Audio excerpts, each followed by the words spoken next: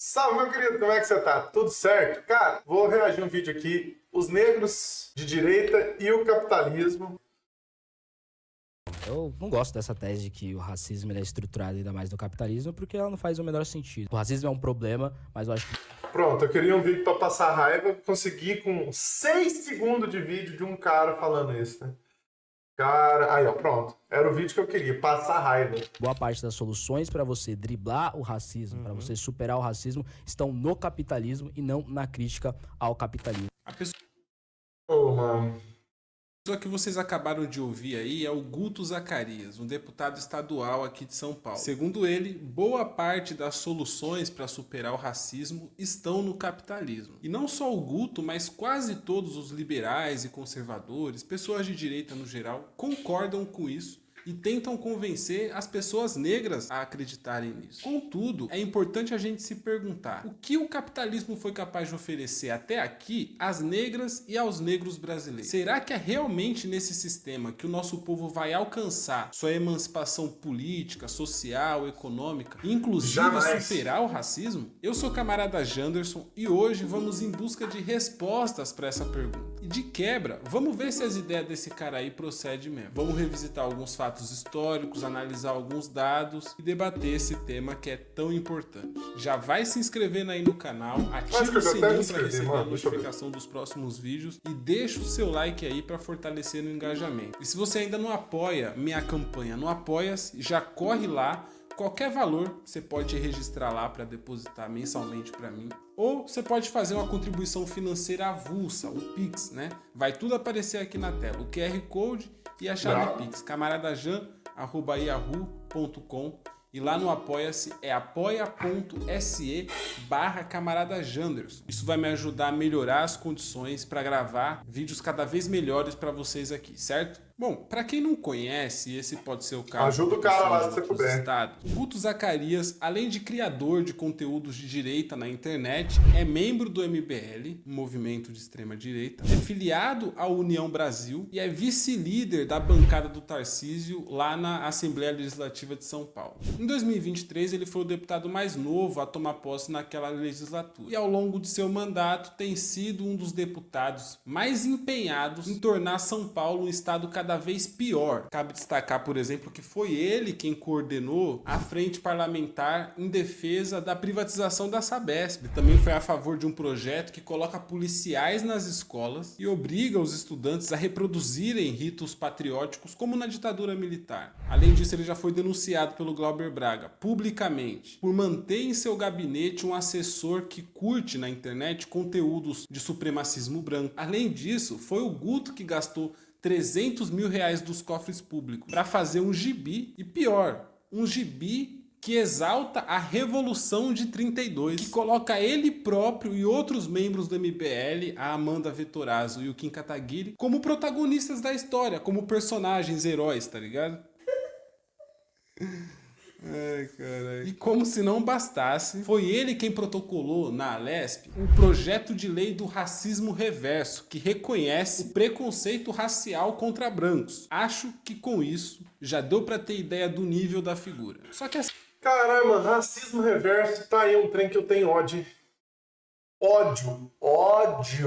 Odeio gente que fala que existe racismo contra branco. Pra quê? Que tipo de que forma? Como que é feito? Ai, pois eles me chamaram de leite. Ai, me chamaram de azedo. Eu não posso ser chamado de azedo.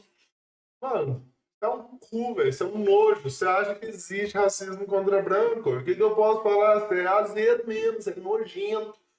Você come alguma coisa azeda? Você pega um leite azedo, você toma? Não toma.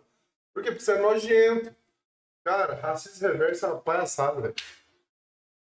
Assim, família, por mais patológica que pareça, a existência de negros de direita não é uma novidade. É uma antiga realidade do nosso país e de países negros e multirraciais pelo mundo. O Partido dos Panteras Negras, que é um partido comunista negro dos Estados Unidos, por exemplo, em meados dos anos 60 e 70, teve que enfrentar a oposição de uma organização negra conservadora, o Congress of Racial Equality. Não é igual, mas é nesse sentido. Se liga, vê se dá pra aparecer aqui. Deixa eu ver. Deixa eu só ver se eu consigo mostrar aqui. Ó. Minha pantera negra aqui, ó. Você tá maluco? Vai pantera negra. Pai gosta, hein?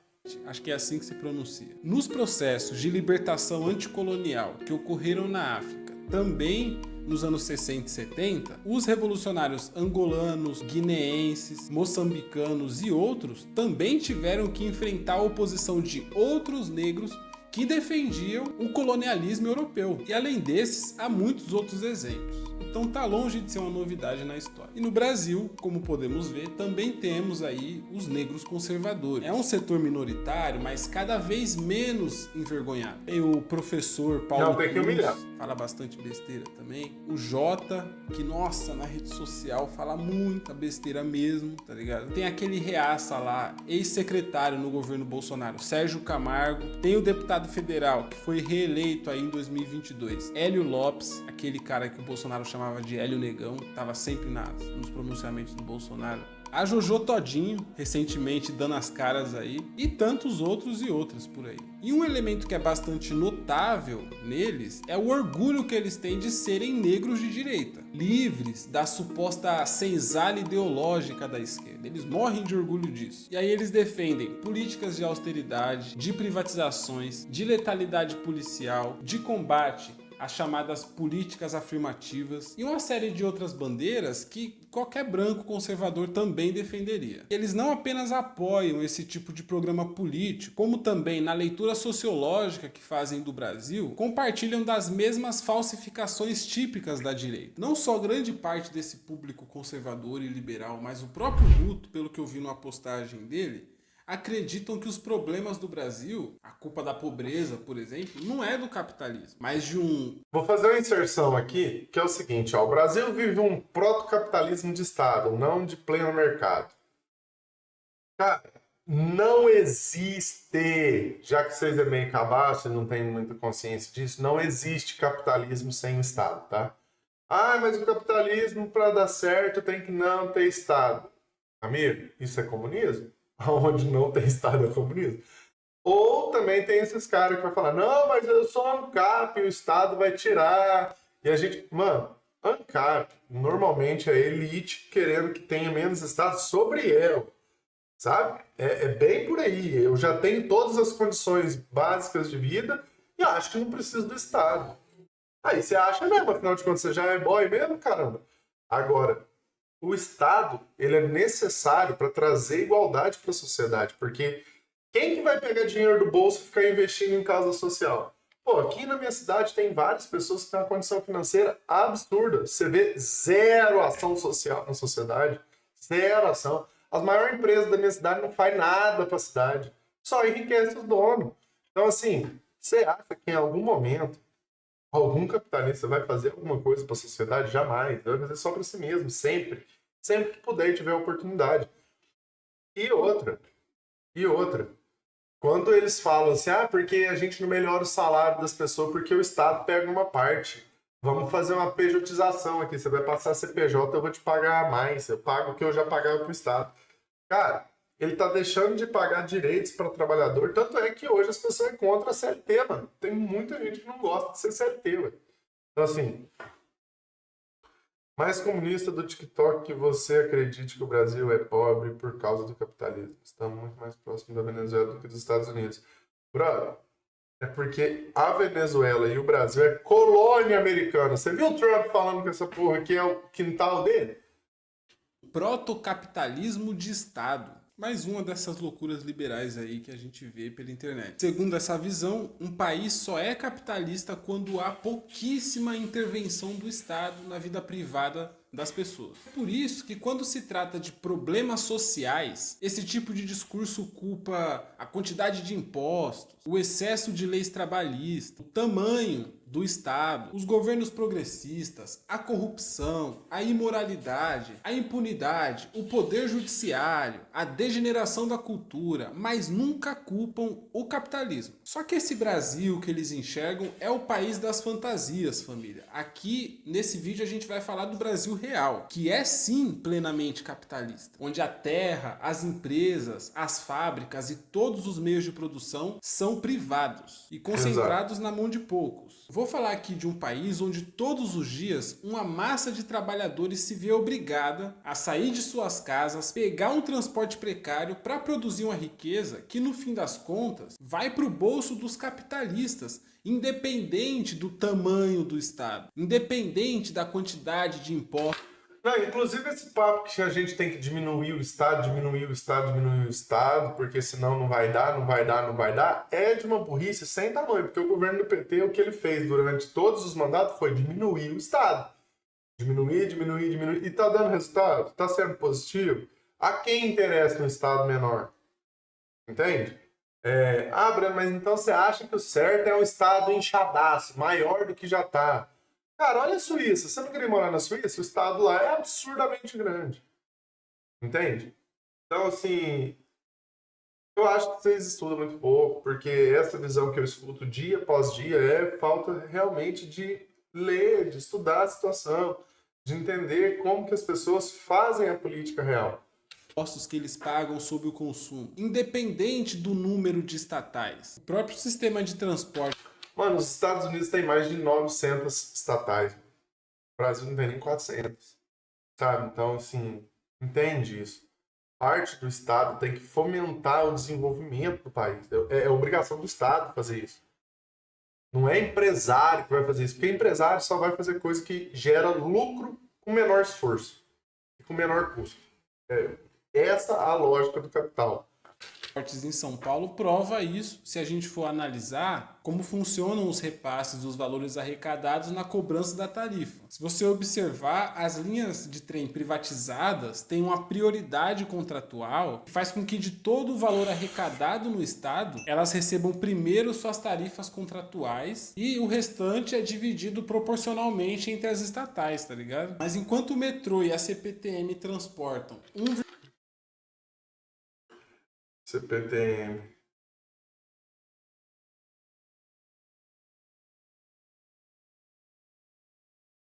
$1,2 bilhões de passageiros e recebe só 450 milhões de reais, as empresas privadas Via 4 e Via Mobilidade transportam apenas 508 milhões e vão receber 2 bilhões dos repasses. Vocês estão entendendo?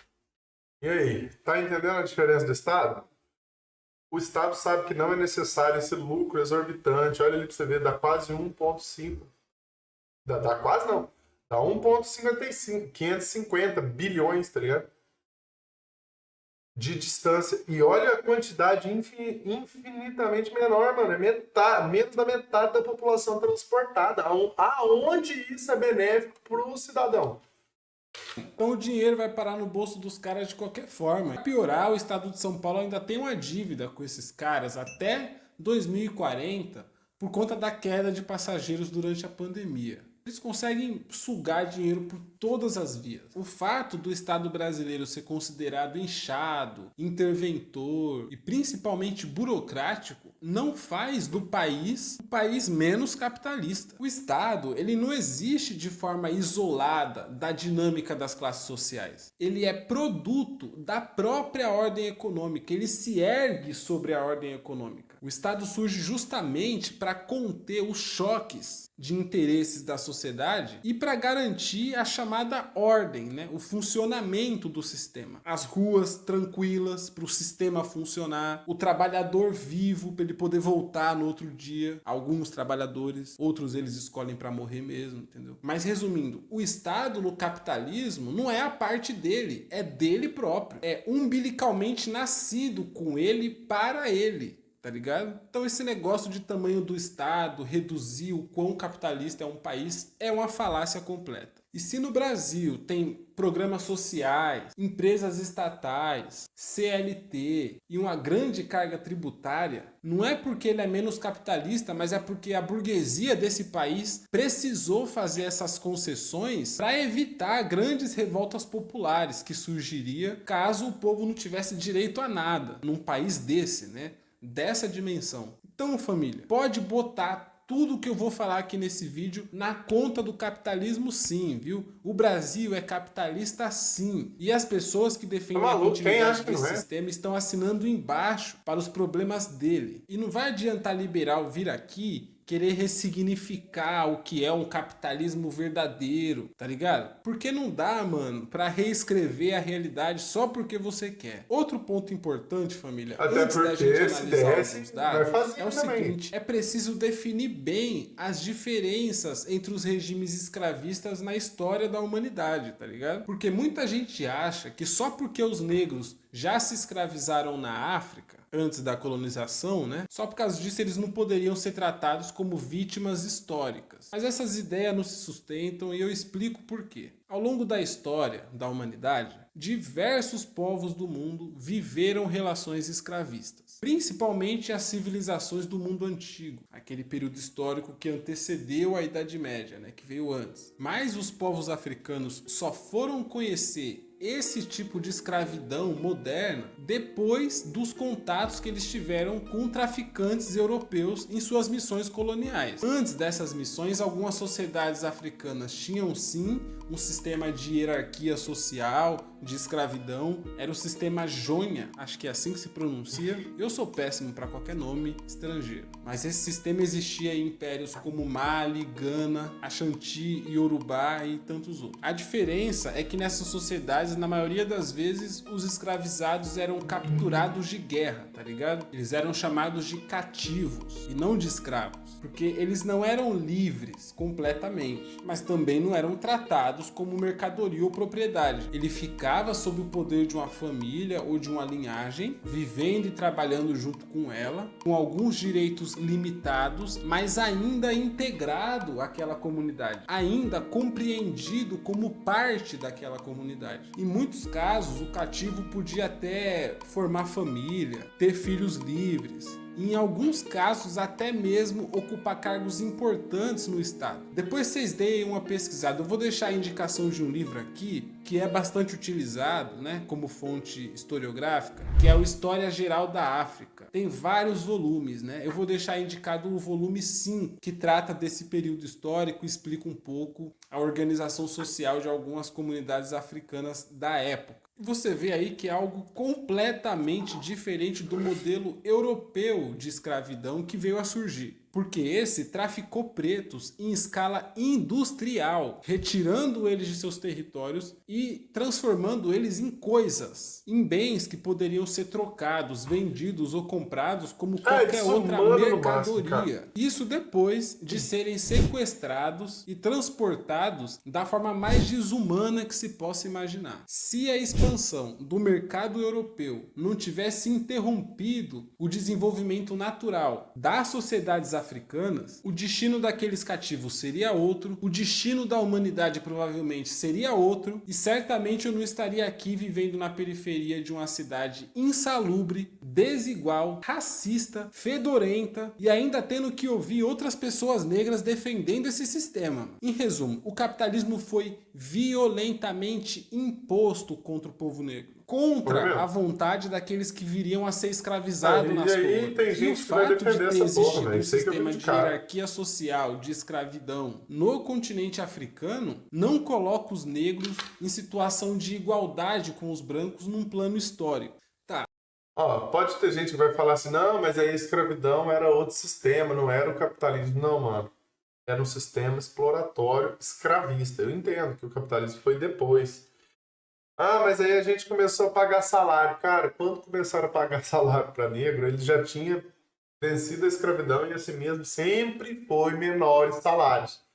E assim, se uma pessoa negra está no trabalho, ela tem que dar o sangue muito mais do que qualquer pessoa branca para poder parecer que ela é tão boa quanto, porque as pessoas acham que as pessoas negras não têm intelectualidade, cara. Não tem. E da onde, cara? Da onde que tiraram isso, velho? Sabe? Porra, nossa, mano. Uma vez desmentido aquele mito de que os problemas do Brasil não são problemas do capitalismo, e uma vez explicado o capitalismo foi imposto pelos europeus contra os africanos, cabe falar agora, antes da gente ir para os dados, como o capitalismo criou o racismo. Isso mesmo que você ouviu. O capitalismo criou o racismo. E eu explico como isso se deu. Antes da colonização europeia, o preconceito racial já existia entre as pessoas. Porém, ele ocorria de forma circunstancial, não era sistemático, não fazia sentido ser racista. Não havia uma espécie de ordem social dirigida por brancos em escala global, tá ligado? Mas a partir do século XV, que é mais ou menos quando nasce o capitalismo, isso começa a mudar. Porque um bloco de reinos e impérios europeus passaram a invadir continentes por aí. E como se não bastasse, começaram a traficar e escravizar pessoas com história, com cultura e com aparência totalmente diferentes. É óbvio que isso criaria, a longo prazo, uma hierarquização das raças. E foi assim, mano, transformando seres humanos de outros continentes em mercadoria, que o capitalismo criou o racismo. Como disse Eric Williams, a escravidão não nasceu do racismo. Não escravizaram as pessoas porque tinham ódio delas por elas serem negras. É o contrário. O racismo foi consequência da escravidão. Então, além de nos impor o capitalismo à força, os europeus inauguraram na história da humanidade um sistema global de opressão racial, que se reproduz até os dias de hoje, na mentalidade, na linguagem, nas relações sociais de modo geral e principalmente na organização social do trabalho, que é o que a gente vai comprovar agora. Os dados econômicos que eu vou expor aqui agora, família, são expressões objetivas da estrutura racista do mercado de trabalho capitalista atual. 137 anos depois da abolição da escravidão e da promessa liberal de emancipação dos negros através do próprio esforço e do próprio trabalho. Vamos ver se esse sistema realmente proporciona condições para a gente superar o racismo. O IBGE divulgou no final do ano passado que a hora trabalhada de uma pessoa branca vale 67% mais que a de trabalhadores negros. Olha aí, enquanto eu falei? Os negros recebem, em média, por hora, R$ 13,70, os brancos recebem R$ 23. Tá aí um dado que revela que, mesmo exercendo funções semelhantes, os trabalhadores negros são sistematicamente desvalorizados no mercado de trabalho capitalista. Uma minoria entre os negros até consegue superar essa estatística, começar a ganhar bem, arrumar um ótimo trabalho, tá ligado? Mas é é a uma minoria. quantidade tão ínfima comparada Minoria. à quantidade de pessoas que se fodem nesse sistema, que Vou falar aqui da minha realidade, ó. Aqui em Conceição tem um barbeiro absurdo, é negro e ele cobra metade do meu preço de atendimento. Eu cobro 50, ele cobra 25. E eu já falei pra ele que eu tinha que cobrar 50, porque ele é bom pra caralho.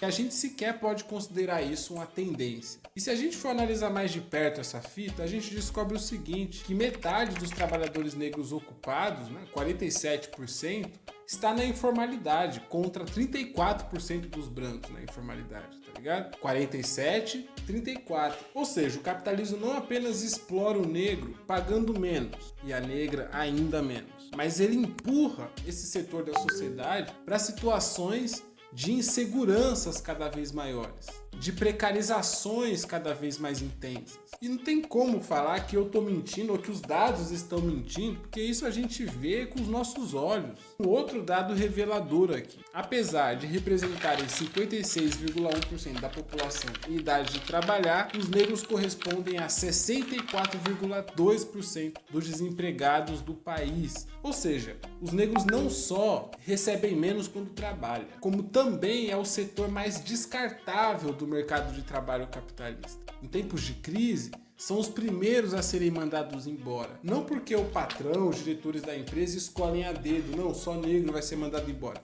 É porque os postos de trabalho que os negros ocupam são os mais rotativos, os mais instáveis, os mais precários, os que fazem aqueles cortes de funcionários brutais mesmo. Igual um que eu sofri no telemarketing lá em 2018. Foi eu e mais metade, de uma vez, assim, tá ligado? E se a gente for falar sobre as condições de moradia da população negra no Brasil, os números são ainda mais tristes. E a questão da moradia tem tudo a ver com a questão econômica, né? 72,9% dos moradores de favela são negros. Eu vou repetir. 72,9%. Favela é quase que majoritariamente da população negra que não tinha lugar pra morar. E ainda se tratando das condições... Cara, é muito foda, né? Porque, por exemplo, o bairro da Liberdade em São Paulo, ele chama bairro da Liberdade. Quem fundou foi o povo negro, porque era o bairro que eles iam morar após ter recebido a liberdade da escravidão. E aí a população paulistana não admitiu aquilo, tirou a população negra dali e colocou asiático, porque pelo menos era branco, sabe? Então, assim, cara, é uma palhaçada esse país aqui há tanto tempo, e a gente tá aguentando tanta coisa há tanto tempo, que eu não entendo como ninguém tá pondo pra explodir com essa bosta. Eu tô, tá? Eu tô puto com essas situações que o Brasil tem feito com a gente, cara. Eu acho que, assim, a população negra é muito passiva, cara. Tinha que ter muito mais raiva. Lê Malcolm X, tá? Recomendo. Ó, o irmão que tem aqui, ó. Malcolm X. Vocês têm que ler, mano. Ler pra pegar ódio desses caras. Falar assim, não, mano. Se vocês vão vir pro meu lado, eu vou vir contra. 10 vezes mais forte ainda. Econômicas da população negra, o dado mais chocante para mim, que mais revela o quanto esse sistema é ruim para nós, é esse aqui, ó. Se liga. Apenas 8% dos negros ocupam cargos de liderança. Que sistema é esse que quase 140 anos depois de libertarem um povo da escravidão, chega em 2025 Cadê a com revolta? 8% desse povo nos cargos Eu quero de liderança revolta! do sistema Revolta! capitalismo, tá ligado? Ué, será que faltou esforço? Faltou trabalho da população negra, mano? É o quê? Não. Dedicação? Motivação? É bênção? É o quê, mano? É falta do quê, tá ligado? Eu fico imaginando o malabarismo mental que uma pessoa negra de direita precisa fazer para defender um sistema como esse. Você olha isso tudo e ainda consegue defender que esse sistema é a melhor saída para os seus iguais superarem seus problemas. Só que você, pessoa negra que está me assistindo, não pode cair nessa ideia. Pessoa branca também. Mas aqui o recado eu dou especialmente para as pessoas negras que estão me assistindo. Não caiam nessas ideias, parça. Você não pode, diante desses dados que eu expus aqui, entendendo como todos eles se expressam na prática cotidiana, simplesmente continuar acreditando que é com mais capitalismo que o nosso povo vai se libertar. Não é, mano. O que eu quero concluir aqui, família, é que se tem algo que fudeu com a vida da população negra, isso se chama capitalismo. Então, seja qual for o político eleito, seja qual for o tamanho do Estado, não é nesse sistema que a gente vai superar racismo e a condição de miséria humanitária que a gente vive. Nesse vídeo aqui daria até pra eu falar de mais coisas, mano. Sempre falta o que falar, tá ligado? Mas estamos sempre aí para fazer novos vídeos sobre esse mesmo assunto, destrinchando mais. Pode ficar tranquilo que daqui a pouco a gente solta mais vídeo aí. O Guto me bloqueou no Twitter porque eu denunciei a participação dele, a culpa dele no aumento da água de quem mora numa cidade cujo fornecimento é da Sabesp, tá ligado? Aí eu fiz um post lá, você que teve a água aumentada aqui, o culpado por isso aqui, dentre vários, também é esse deputado aqui. Aí eu fui lá e denunciei isso, ele ficou bravo, me bloqueou do Twitter. Mas, mano, parlamentar não pode ser sensível assim, Guto Zacarias. Calma aí, pô. Eu fiz só uma provocação pra você. Eu acho que a turminha do Renan, do MBL aí, não tá te ensinando a ser resiliente, tá ligado? Aguenta mais um pouquinho, desbloqueia aí. Deixa eu criticar lá, mano. Porque se você não desbloquear, de qualquer forma eu vou printar e eu vou falar de você, mano. Você é deputado no estado em que eu sou cidadão, mano. Eu posso fazer isso tranquilamente. Eu acho no mínimo curioso, né? Porque quando é uma figura marxista, quando não é essa esquerdinha vulgar, os caras parecem que tem medo de colocar os bagulho na mesa mesmo. Quando eles veem que o pessoal é mais bigode das ideias, eles parecem que ficam meio em choque, né? Mas calma, e você que me acompanhou até aqui, eu quero te agradecer profundamente. Quero pedir pra você não sair daqui sem repensar. Mas aqui, Camarada Janderson, funkeiro comunista, um canal de comunicação política revolucionária e arte revolucionária. Conheça as outras redes sociais. Deixa eu ver se tem alguma outra rede social que eu posso aqui, deixa eu ver.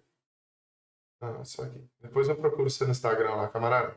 Vou te seguir, mano. Conheça e apoie o camarada. Vamos ver aqui, ó. Cultura Negra. Olha aí que canal legal, mano. Minha Divergência com Galo. Meritocracia, pô, os conteúdo legal, mano. Vou tentar assistir alguns. Cara, agora você me pegou, hein? Essa parede vermelha, eu acho que eu vou pintar meu quarto inteiro de vermelho, mano. Vou pintar esses 3 fins de semana. Domingão, eu vou meter uma tinta nisso aqui e vou pintar tudo de vermelho, cara. Vou fazer um cenário. Não dá, mano. Aqui é camaradas e eu tô de saco cheio de não mostrar pra todo mundo que o pai é comuna mesmo. Comuna. Ele fez de novo. Olha lá. Nicolas Ferreira fez de novo, cara.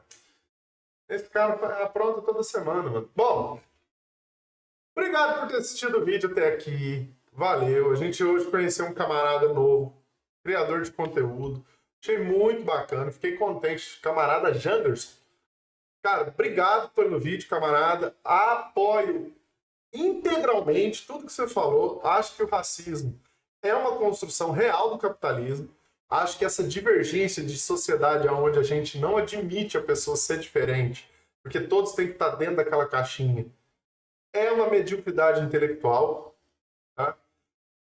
Muito obrigado mesmo. Você que assistiu, curte aí, segue o camarada Janderson se você gostou do conteúdo do pai aqui, que foi só reagindo ao camarada Janderson e fazendo algumas pontuações ali, segundo a minha ótica.